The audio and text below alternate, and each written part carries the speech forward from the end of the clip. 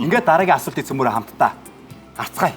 За энэ асуулт бол манай зөөн жигүүрийн багт бас илтгэл тавих асуулт байгаа. Тавигдж байгаа асуулт юм шүү. За асуултаа хамтааръя.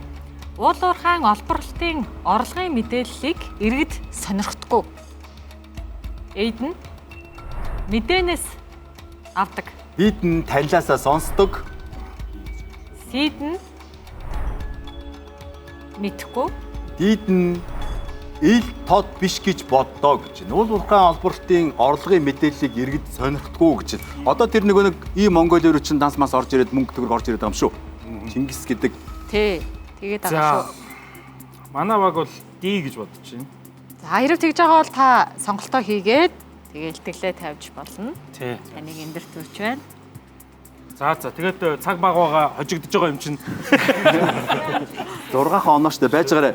Одоо юу яаж байна? 21:11 болж байна. Та 1 минутанд амжих хэвээр. Надтай ярилцаж бас жоохон хүмүүсийн тархийг угааж болно. Одоо тархийг угааж гэж яриа сурчих штэ. Хүмүүс өөрсдөө сайн нөлөөлөх тийм ээ. Тий. Ер нь бол нөгөө ил тод биш гэдэг нь нэг гэсэндээ бид нар бас тодорхой хэмжээнд хамгийн чухал одоо энэ өөрсдийн орлого. Энэ улсын маань орлого. Энэ айл өрхийн л хамгийн том орлогыг үүсгэх гэсэн үг шүү дээ. Айл өрөх гэдэг чинь цовь тийм ээ. Цовин шүү дээ тий. Энэ цовин яаж олж энийг бид нар нийтээрээ сайн мэдэхгүй байна. Тэгэхээр одоо ухаандаа мэдээлэл ингээд тодорхой хэмжээнд байгаа. Гэхдээ энийг зөвхөн нэг ус агаар шиг ингэж таньж мэдэхгүй байна гэдэг байдал дээр л илүү сайн ярих гэж бодож байна. Цаг явуулч. За тэгээд Монгол улсын маань эдийн засаг сая ус сурталчилгааны дундуур ч гэсэн явж байна. Шууд бусаар 90% нуулуурхаагаас хамааралтай байна. Энийг бол бид нар сүүлийн 10 жил, 15 жил маш их мэтгэлцэн сонссон. Маш олон талаас нь харсан. Тэгсэн ч гэсэндээ бидэнд энэ мэдээлэл ил тод биш байна. Уул уурхайн олборлолтын орлого гэж яг юу юм бэ? Сая хөтлөгч оюун гишүүн бас хэлсэн. Ашигаас авах байгаа тэр 39 оноос хүртэх одоо энэ мөнгө, энэ татвар, энэ зардал жишээ нь өнгөрсөн ирээдүйгээд 2 хуваагаад ярих юм бол өнгөрсөн дээр ганцхан жишээ хэлэхэд магадгүй оюутлогоос бид нар амнаатаа нэмээд ноогдол ашиг авахгүйгээр жилийн 500 тэрбум төгрөг авах боломж магадгүй байсан. Хэрвээ зүгээр энэ тал дээр биднэрт мэдээлэл ил тод байсан уу? За тэгэнгүүт зөвхөн Эрдэнэс 5 толгой орд дээр ирэхэд 96%-ийг нь төр эзэмшчихэд энийг хувьчлах юм бол манай уул уурхай олборлолтын орлого хэр байх вэ гэдэг. Энэ мэдээлэл ил тод байна уу? Саяхан засгийн газар хүртэл ингээд бүх гэрээг нууцаас ил болгож байгаа ийм л байна. За баярлалаа. Эрхэм үзэгчтэй санал хураах шугам маань нээгдэж байна. Та ч гэсэндээ үзэл бодлоо илэрхийлж саналаа өгөх хэрэг танд байгаа. 13 TT 88 дугаар руу мессеж илгээн. Энэ мэдээж энгийн утасны тарифаар таны мөнгө унана. Мөн Freshback аппликейшнийг татаж аваад та бүхэн саналаа өгөөрэй. Freshback аппликейшнаар бас ийм төрөл бүрийн зүйл захиалж болдог аппликейшн. Тэгээд ийм захиалгахдаа та 8888 мянган төгрөний одоо урамшуул эдлээрэ гэж хүсэж байна. За соёлоо. Хэлхөнөө. Сая амарчингийн тавьсан хэлтгэлээс харахад ил тод биш гэж боддог гэдгийг сонгочих боллоо. Гэхдээ тэрийг хайвал бас огт байхгүй бас биш. Байгаа ч зүйлүүд байгаа. Тэгэхээр энэ маань өөрөө хүний сонирхлыг нэгдүгээр татж байна. Тэгэхээр би бол илүү сонирхол татах ил тод гэдгээсээ илүү мэдхгүй гэдгийг илүү бас хариулах болов гэж би бол бас мэдхгүй байна. Би болохоор ингэж бодд юм аа. Ил тод байдгүй юм шүү. Нэг хідэн гэрээ хийж тавьчаад бүгдийн нууцын ангилд оруулаад тэгэл байж идэм шиг надад санагддаг. Та гэхдээ хайж үзсэн үү тэр яг үнэхээр ил тод тэр тусмаа олборлын орлогын мэдээлэл. Миний бодож байгаа тэр нууцаас гарнаа л гэдэг байгаа. Тэрийг над мэдчихэхэд яг болчиход байгаа. Тэгэхээр би бол хувьдаа ил тод биш гэж бол бодож байна. Чи кимний нэт?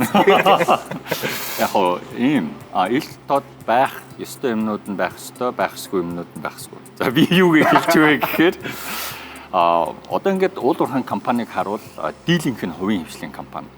Тэгэхээр тэр гэрээнүүдийг хувийн хвшил гадныхантай одоо ингээд экспорт хийж байгаа тэр гэрээнүүд хувийн хвшлийг тавих шаардлага байхгүй шүү дээ. Бид нар юу нэхэд байна гэхээр төрийн эмчийн компаниуд олон нийтийн эрх ашигыг хамгаалж байгаа бол тэр гэрээнүүдээ ил тавиа гэж. Түүнээс биш хувийн хвшлийн хагнаг бол тийг шаардаагүй. Тэгээд нийт компаниудынхаа тоог уул уурхайн компаниудынхаа тоог харуул хувийн хвшил чинь дийлэнх шүү дээ.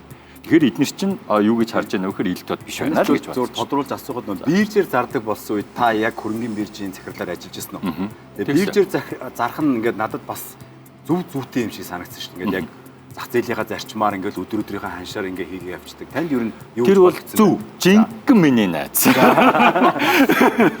Яагаад вэ гэхээр эн чинь тэр түрүүн бас гарлаа л да нүрсний хулгай гэх. Энэ хулгай чинь яг ингээд машинаар зөөсөн тийм хулгай бол байхгүй шүү дээ. Тэр гэрээн дээр одоо 1-2 доллар зөөсөн гэрээ юм нэ. машинаар нүүрс зөөгөөд ингээд тэр уурхайн амнаас нь хулгайлаад аваа явж байгаа тийм юм бол байхгүй. Байгаа юм биш үү? Тэр чинь зөндөө нэм номергүй уяасан орж гарсан марсан гэж зөндөө байсан. Тийм юмнууд бол байгаа. Байсан. Уурж муурлаа.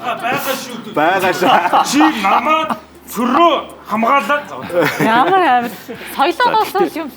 За, уучлаарай би их яриад байгаа шүү. Үгүй зүгээр их хэрэгтэй зүйл. Яг саяны ингээд маргаанаас би яг бодлоо л да. Та нар яагаад өөр үзэл бодолтой байгаа гэдэг маань өөрөө үгүй. Машинаас зөөсөн зөөгөөгүй гэдэг зүгээр кейснээс л харахад энэ маань өөртөө мэдээлэл ил тод биш байна гэдэг нь бас давхар харагдчихэв. Зөөхөн өдөр зөөсөн. Машинаар нүүрс хулгай зөөсөн үү зөөсөн. Тэр чинь гайлын юм дээр бүртгүүлгүй байсан гэх маш олон мэдээлэлүүд явсан. Таныг танилаасаа сонсон уу, мэдээснээс авсан уу? Мэдээлэлээс авсан. Улс төрчдийн ярьж байгаад улсын хурл дээр ярьж байгаа яриа, улс төрчдийн ярианаас, гайлын байгууллагуудын тэр холио солионоос янз янзын мэдээллийг би олж авсан. Тэр юм ил тод биш вэ? Биш вэ? Ер нь бол тийм байна бас. Сонголтоо хий. Ил тод биш. Ууралж муу надаас таар одоо тэр. Ил тод биш гэж боддоо гэдгийг Хоёшоогийн нэг энэ хариулт нь түрүүн ч бас анзаарагдсан. Та яг өөрөө харсан юм уу? Та яг ингэ баталгаа шаардаад байгаа нь яг л мундаг одоо лидер хүний шинж байна да. Гэж за би яг нэвтрүүлэл дуусаад өөрийнхөө Нямбаяр Нямбаяр Facebook хуудсан дээр тийм бичлэг тавья. Айгуу сүрдээ. Энэ яг зүгээр ярьж байгаа зүгээр өөрийнхөө Facebook-ыг сурталчлах зорилготой тий. Таны Facebook хуудсны нэр юу юм бэ гэхэд болдын уу юм.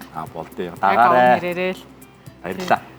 За хариултаа бүгдээрээ хамтдаа харцгаая. Уул уурхайн олборлолтын орлогын мэдээллийг иргэд сонирхдаггүй. Мэдээнээс авдаг.